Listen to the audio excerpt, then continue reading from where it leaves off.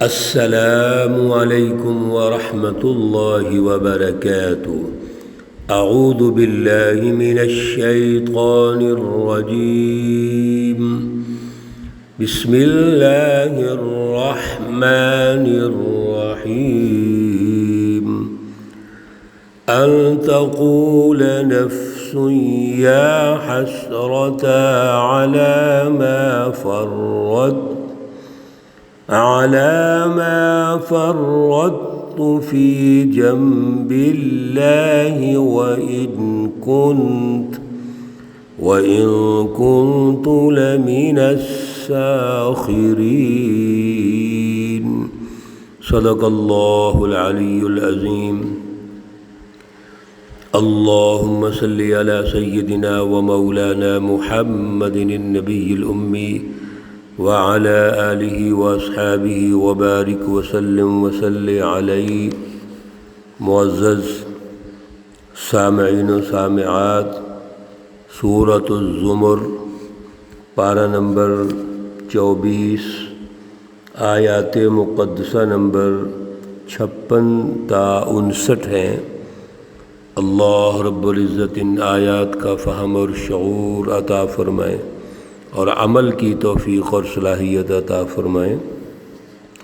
گزشتہ درس میں اللہ رب العزت نے کسی قسم کا بھی اگر کوئی گناہ گار ہے، یعنی گناہوں کی تو لمبی لسٹیں ہیں، لیکن جتنا بھی بڑے گناہ ہیں اور بڑے سے بڑا شرک ہے، ظلم ہے، اگر ایسے گناہ بھی ہیں اور انسان اپنے مرنے سے پہلے توبہ کر لے، اللہ رب العزت کے در پر شرمندہ ہو کے آ جائے تو اللہ اس کے سارے گناہوں کو معاف فرما دیں گے۔ ان اللہ یغفر الذنوب جمیعا، لیکن اس کے لیے 3 چیزیں شرط ہیں۔ پہلی، وَأَنِيبُوا إِلَىٰ رَبِّكُمْ، اپنے رب کے طرف اس نے آنا ہے دل سے شرمندہ ہو کے، توبہ کی نیت سے، عاجزی کے ساتھ۔ دوسرا، وَأَسْلِمُوا لَهُ، جب توبہ کر لی، دل کے جھکاؤ کے ساتھ اللہ سے اپنا کنیکشن جوڑ لیا، تو اب اگلا مرحلہ یہ ہے کہ اللہ کے سامنے وہ جھک جائے، اس کا فرما بردار بن جائے، یعنی اب اس کی اپنی مرضی نہیں چلے گی۔ تیسری بات یہ تھی، وَاتَّبِعُوا أَحْسَنَ مَا أُنزِلَ إِلَيْكُم مِّن رَّبِّكُمْ، کہ آپ نے جو رہنمائی لینی ہے وہ کہاں سے لینی ہے، کون سی ایسی کتاب ہے، ایسا مرکز ہے جہاں سے آپ نے رہنمائی لے کے اپنی انفرادی اور اجتماعی زندگی بسر کرنی ہے، تو وہ کلام مقدس ہے قرآن پاک۔ میرے عزیزو، قرآن پاک اللہ کی سچی رہنمائی کی کتاب ہے۔ ہم نے قرآن کو برکت کے لیے صرف سمجھا ہوا ہے۔ اللہ کے ان حروف میں، الفاظ میں یقیناً برکت ہے، لیکن اصل برکت قرآن پاک کی سماجی اور معاشروں کی تشکیل ہے۔ اللہ یہ چاہتے ہیں، اللہ رب العزت کی ڈیمانڈ یہ ہے کہ انسانی معاشرہ یہ اس طرح تشکیل پانا چاہیے جیسے اللہ کا حکم ہے، اس کی رٹ قائم ہونی چاہیے۔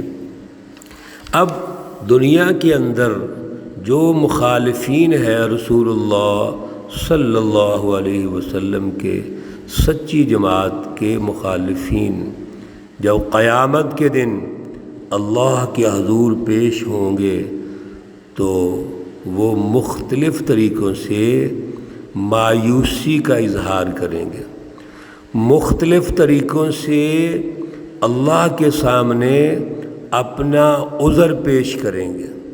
کیا انداز ہوگا دیکھیے اور سنیے، اور اللہ معاف کرے آج کے دور میں بھی اسلام لانے والے بھی ایسے عذر پیش کرتے ہیں۔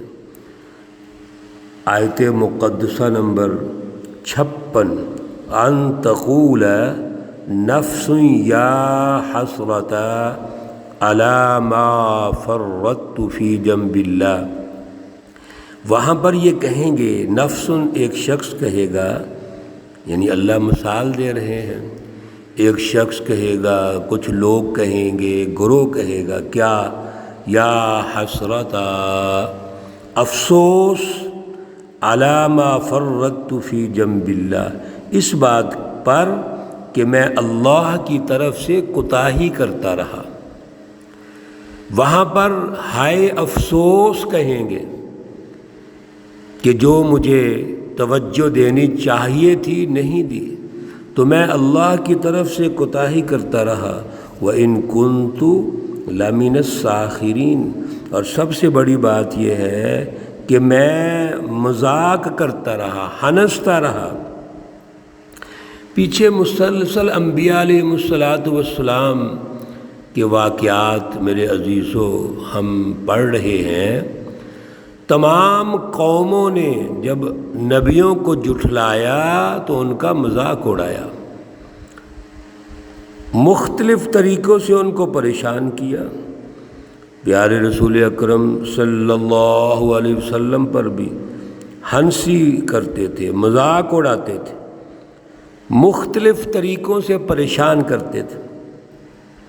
تو ایک تو یہ گروہ ہے جو اس طرح کی حرکتیں کرتا تھا، ایک دوسرا گروہ او تقول، یا وہ کہیں گے لو ان اللہ ہدانی، اگر بے شک اللہ رب العزت مجھے ہدایت دے دیتا، لکنت من المتقین، تو میں متقین میں سے ہو جاتا۔ ایک دوسرا نقشہ یہ کھینچا اللہ رب العزت نے کہ مائنڈ سیٹ یہ ہے کہ وہاں پر بھی یہی کہیں گے کہ افسوس تو ہے، لیکن اگر اللہ مجھے ہدایت دے دیتا تو میں بھی آج متقین میں سے ہوتا۔ دنیا کے اندر آج بھی ہم یہ کہتے ہیں، لو جی اللہ کو اگر ہدایت منظور ہوگی تو لازمی مل جائے گی۔ کبھی کوئی غلط کام ہو رہا ہو، غلط کام کو روکنے کے لیے گفتگو کی جائے تو جو جھوٹے لوگ ہیں وہ سچے لوگوں کا مذاق اڑائیں گے، کہیں گے آپ بڑے صوفی لگے پھرتے ہیں، بزرگ لگے پھرتے ہیں، آپ بڑے نیک سمجھتے ہیں اپنے آپ کو، یعنی مذاق اڑائیں گے، بجائے اس کے کہ یہ سمجھیں کہ یہ شخص جو بات کر رہا ہے یا مجھے تبلیغ کر رہا ہے یا کوئی نصیحت کر رہا ہے تو یہ تو اللہ کا حکم سنا رہا ہے، رسول اللہ صلی اللہ علیہ وسلم کا حکم سنا رہا ہے۔ آگے سے مذاق اڑائیں گے اور پھر کہیں گے کہ آپ بڑے ہدایت یافتہ ہیں، سچے رہنما ہیں، ہم خود ہی مطالعہ کر لیں گے، رہنمائی لے لیں گے، درست ہو جائیں گے، اصلاح کر لیں گے۔ مختلف وہ آگے سے بہانے بناتے ہیں۔ اس لیے اللہ رب العزت نے فرمایا کہ یہ لوگ اللہ کے کھاتے میں ڈال دیں گے۔ تیسرا ایک گروہ ہوگا، وہ کہے گا او تقول، یا وہ کہنے لگیں گے حین تر العذاب، جب عذاب کو دیکھ لیں گے، لو ان لی کرۃ، کہ اگر مجھے دوبارہ ایک دفعہ واپس لوٹ جانا ہو، یعنی مجھے دوبارہ ایک چانس مل جائے، فَأَكُونَ مِنَ الْمُحْسِنِينَ، تو میں نیکی کرنے والوں میں سے ہو جاؤں گا۔ عذاب دیکھنے کے بعد، مشکلات دیکھنے کے بعد وہ کہیں گے کہ اللہ ایک موقع اور دے دے، اب ہم ٹھیک ہو جائیں گے۔ ان ساری چیزوں کا اللہ نے جواب دیا۔ میرے عزیزو، ہم بھی بڑے بڑے گناہ کرتے ہیں، یقیناً گناہ کر کے شرمندہ ہو کے اللہ کے دربار میں چلے جائیں گے تو اللہ معاف فرما دیں گے۔ لیکن ایک بات یاد رکھیے، آج بھی اسی طرح اللہ کی سچی رہنمائی موجود ہے جیسے اس وقت تھی۔ یہ جو جواب اللہ دے رہے ہیں توجہ سے سنیے اور سمجھیے۔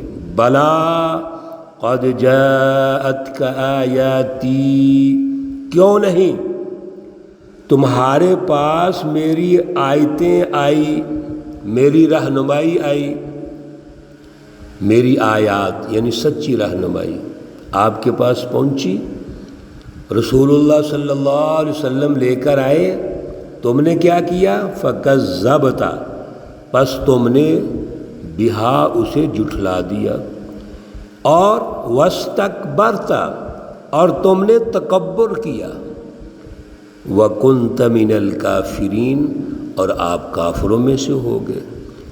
اللہ نے تو رہنمائی بھیجی ہے، سچی کتاب کلام مقدس قرآن پاک، لیکن تم نے توجہ ہی نہیں کی، بلکہ الٹا جھٹلا دیا، پھر تکبر کیا اور پھر انکار کر دیا، کافروں میں سے ہو گئے۔